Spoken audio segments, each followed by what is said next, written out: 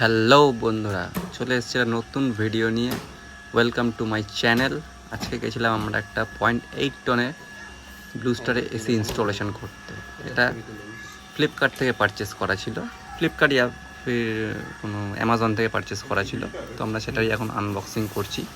এটা 0.8 টনের ছিল। দেখো, ইনডোরটা আমাদের মোটামুটি আনবক্সিং হয়ে গেছে। তো এই কাজটা ছিল আমাদের ঠিক দমদম ক্যান্টনমেন্টের সাইডে। রুমটা অনেকটাই ছোট ছিল, তাই জন্যই 0.8 টনের পারচেস করেছে কাস্টমার। তো দেখো, আমরা ইনডোর ইউনিটটা এখন ঘরে খাটে রাখলাম। যেটার মধ্যে দেখো রিমোট, ব্যাটারি আর একটা পাইপের নাট রয়েছে।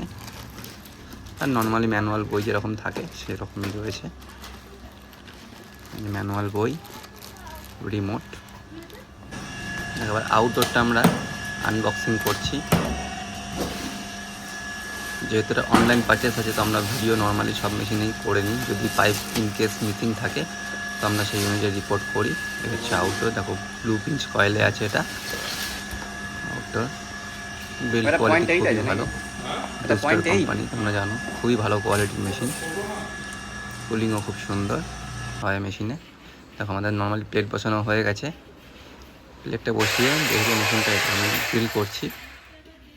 করার পরে আমরা বসাটা করবো। 10 ইঞ্চি ওয়াল ছিল মেশিনটা। এদিকে বসবে, দেখো এখানে একটা বইয়ের র্যাক করা আছে। দেখো, আমার বন্ধু এখন পাইপের র্যাপিং করছে।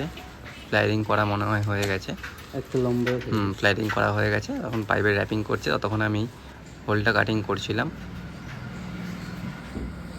দেখো, হোলটা কাটিং করছি। 10 ইঞ্চি ওয়াল ছিল, অনেকটাই সময় লাগে 10 ইঞ্চি ওয়াল কাটতে। দেখো,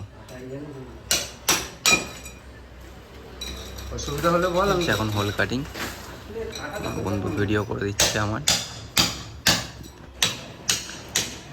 যেহেতু পাইপের পিছনে একটা দেখো পাইপ রয়েছে, জলের পাইপ, ওই জন্য আমার বাইরে থেকে নেমেও একটু হোলটা কাটিং করতে হয়েছে, যাতে পাইপটায় কোনো ড্যামেজ না হয়। জলের পাইপ রয়েছে ওই জন্য। দেখো, মোটামুটি আমাদের হোল কাটিং করা হয়ে গেছে। এবার আমরা ইনডোরটাকে সেটিং করে দিলাম। ইনডোরটাকে বসিয়ে প্লাকের যে প্লাস্টিকগুলো এগুলো আমরা তুলে দিলাম। তুলে দেওয়ার পরে আমি কপার পাইপটা নিয়ে গেলাম ওপরে। দেখো, কপার পাইপটা একদম ফিনিশিং করে আমরা ওই হোল থেকে দিয়ে দিলাম। দেখো, ওপর থেকে পাইপটা ঢুকে গেছে। দেখো, এবার আমার বন্ধু দেখো ওই পাইপে কানেকশান করা হয়ে গেছে। ও এখন ওখানে র্যাপিং করে কমপ্লিট করছে জিনিসটা। দেখো, পাইপে র্যাপিং করা হয়ে গেছে। এখন আমি অ্যাঙ্গেলে মাপ নিয়ে অ্যাঙ্গেলটা বসাচ্ছি। এটার ওপরেই আউটডোর ইউনিটটা বসবে। আউটডোরে দেখো পাইপ আউটডোরের ড্রিল চলছে। উৎপল দেখো বাইরে থেকে দেখছে। এবার অ্যাঙ্গেলটা ফিটিং করছি, পায়াগুলো ও ফিটিং করছে। দেখো, ওই মেশিনটা নিয়েছে নতুন, আমিও নেবো একটা ভাবছি। দেখো, আউটডোরটা ফিটিং করা হয়ে গেছে। এবার আউটডোরটা আমরা বসিয়ে দিলাম।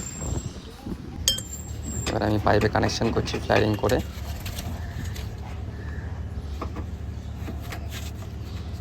তারপর নর্মালি আমি লং ভিডিও দিই না, তাও দিলাম।